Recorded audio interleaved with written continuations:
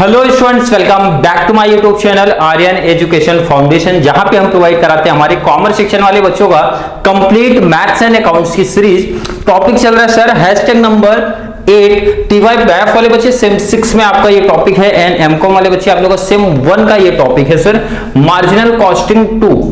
Marginal costing 2 या फिर इसको बोला जाता है सर मैनेजरियल डिसीजन मेकिंग बोला जाता है।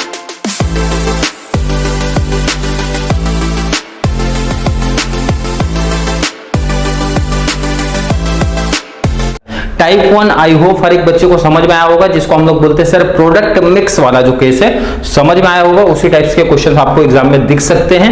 टाइप 2 की बात करेंगे सर, टाइप 2 आपका प्रोडक्ट डिसकंटिन्यू की बात करेंगे, मतलब आपको 2 से 3 प्रोडक्ट दिए होंगे, उसमें से आपसे पूछा जाएगा, आपसे सजेशन लिया जाएगा कि भाई दोनों में से कोई भी एक प्रोडक्ट जिसमें आपको लॉस हो रहा है उसको कंटिन्यू करना चाहिए या फिर ड्रॉप कर देना चाहिए उसको। Clear sir? बिल्कुल। तो चलिए पहले क्वेश्चन आपको स्क्रीन पे मैं ऐड करा दूं, क्वेश्चन स्क्रीन पे ऐड करा देता हूं। क्लियर वहां पे लिखा है sir A manufacturer makes 2 product luxury and deluxe the result for 2004 का दोनों का डिटेल्स आपको दिया है, सेल्स दिया है, वेरिएबल कॉस्ट दिया, फिक्स दिया है, प्रॉफिट दिया। तो आप क्या करो, इसके बेस पे आप फाइंड आउट कर लो सर अपना प्रॉफिट। जो हमारा इनकम स्टेटमेंट का फॉर्मेट था, इसलिए मैंने टेबल पहले से प्रिपेयर करके रखा है इनकम स्टेटमेंट का। इनकम स्टेटमेंट में सर हमारा आता है, पहला तो आपका आता है सेल्स, और सेल्स में से माइनस करते हैं सर हम वेरिएबल कॉस्ट, देन हमको मिलता है सर कॉन्ट्रीब्यूशन, और कॉन्ट्रीब्यूशन से माइनस करेंगे सर हमारा फिक्स कॉस्ट, तो हमको मिल जाता है सर प्रॉफिट्स या फिर लॉस। ये फॉर्मेट तो आपको पहले से ही पता होगा सर। बिल्कुल। क्वेश्चन देखते हैं, पहले डिटेल्स फिलअप करते हैं। फर्स्ट हमारा luxury and second deluxe, next हमारा टेबल आएगा सर टोटल का। तो टोटल में भी देखना है कि क्या चेंजेस हमको दिख रहा है। सेल्स हमारा सर दिया है, क्वेश्चन आप लोग देखो, क्वेश्चन से कॉपी करना है 2 लाख एंड 160, एंड मैं टोटल आपसे पूछूं तो सर 360 हमारा टोटल है। बिल्कुल इजी कॉन्सेप्ट। नेक्स्ट हमारा वेरिएबल कॉस्ट की जब मैं बात करता हूं सर 120 132, 120 आपको ये दिख रहा है एंड 132 आपको ये, टोटल सर 252। माइनस करेंगे तो क्या मिल जाएगा सर, कंट्रीब्यूशन मिल जाएगा हमको। कैल से उठा लो, माइनस कर लो, 2 में से 120 माइनस किया सर हमारा आ जाएगा कंट्रीब्यूशन 80, एंड 160 से 132 माइनस किया तो सर हमारा जो कंट्रीब्यूशन है 28 आ रहा है। दोनों का प्लस कर लो सर।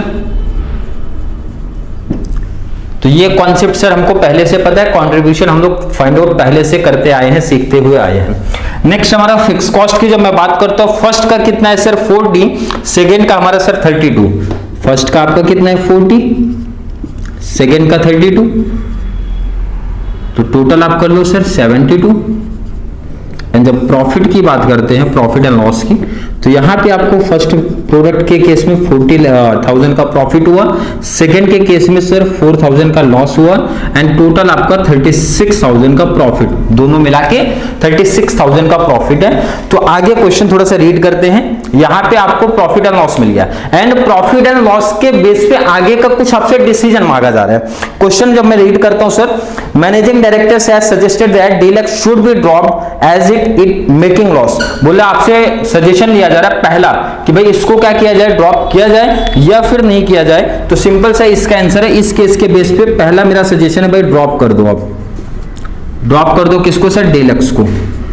यहां तक की कहानी समझ में आई सर? क्यों? इसका रीजन है क्योंकि ये लॉस में चल रहा है, ये लिखना नहीं है, तो समझने के लिए बोला गया कि आपको लॉस में दिख रहा है, इसको लो सजेशन है, इसको ड्रॉप कर दो। अब लेकिन आगे और भी कंडीशंस ऐड करते हैं। कंडीशंस क्या ऐड कर रहे हैं वो थोड़ा सा रीड करेंगे सर।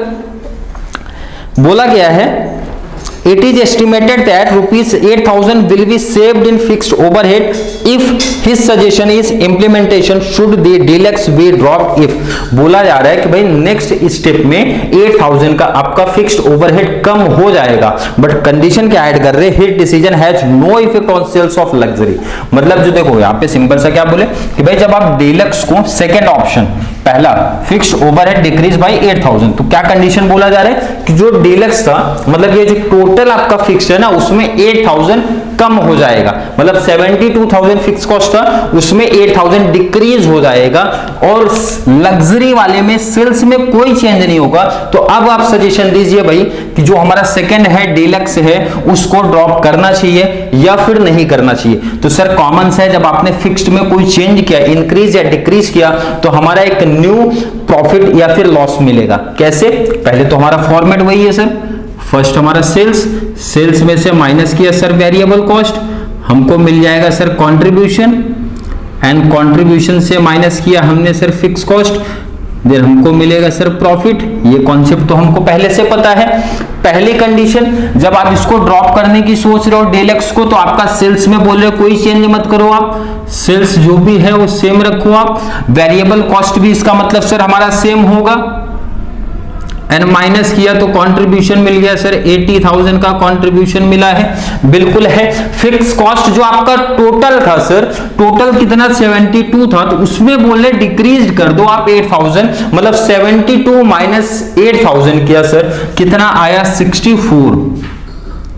तो आपका जो न्यू प्रॉफिट आएगा माइनस किया तो कितना आ गया सर 16,000। अब आपसे यहां पे पूछा जा रहा है भाई इस केस में आप क्या सजेशन देना चाहते हो, डीलक्स को ड्रॉप करना चाहिए या फिर नहीं करना चाहिए? तो बहुत सारे बच्चे पीबी रेशियो भी फाइंड आउट कर लेते हैं, बट पीबी रेशियो अगर फाइंड आउट नहीं किया तो भी चलेगा, कुछ प्रॉब्लम नहीं है। कैसे सर? पहले आपका प्रॉफिट कितना था भाई, पहले कितना था सर 36,000 था, और न्यू जो आपका प्रॉफिट मिला है सर 16,000 मिला है, तो यहाँ पे 20,000 का डिफरेंस हमको दिख रहा है सर प्रॉफिट्स में। आपका 20,000 प्रॉफिट कम हुआ है, और 20,000 प्रॉफिट जब आपका कम हुआ है तो इस केस में आपको डीलक्स को ड्रॉप नहीं करना है, मतलब यहां पे ड्रॉप नहीं करना है। सेंटेंस जो लिखना रहेगा वो मैं नीचे ऐड कर दूंगा, वहां पे वैसा लिखना है। क्लियर है? अभी कॉन्सेप्ट समझा सर? सिंपल है, जो आपका स्टार्टिंग में आया था वो प्रॉफिट से मैच कर लेना। देखो 20,000 का लॉस हुआ, अगर आप डीलक्स को ड्रॉप करने की सोच रहे हो तो इससे बेस्ट है आप उसको कंटिन्यू करो, एंड आपका प्रॉफिट 20,000 का इंक्रीमेंट होगा इस केस में, ए वाले केस में।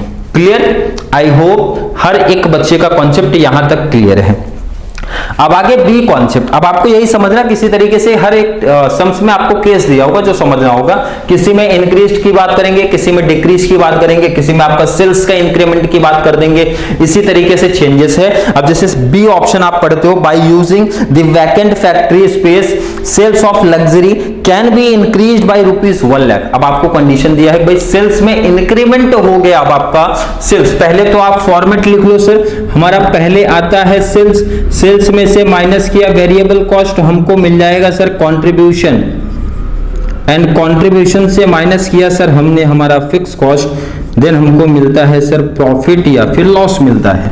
क्लियर है? बिल्कुल। सेल्स में क्या बोला गया, कंडीशन ऐड किया गया सर 1 लाख का इंक्रीमेंट आपको दिखेगा, किसमें सर लग्जरीज में पहले कितना था, आप यहां पे लिख लो सर पहले 2 था, अब इसमें 1 प्लस हो जाएगा, तो आपका न्यू सेल्स कितना दिखेगा सर 3 लाख। सेल्स में इंक्रीमेंट जब आपको दिखता है तो आपको वेरिएबल कॉस्ट में इंक्रीमेंट निकालना पड़ेगा खुद से। कैसे निकलेगा सर? जब आपका ध्यान से देखो, जब आपका 2 लाख का सेल्स था तो आपका वेरिएबल कॉस्ट कितना था सर 120 था, सॉरी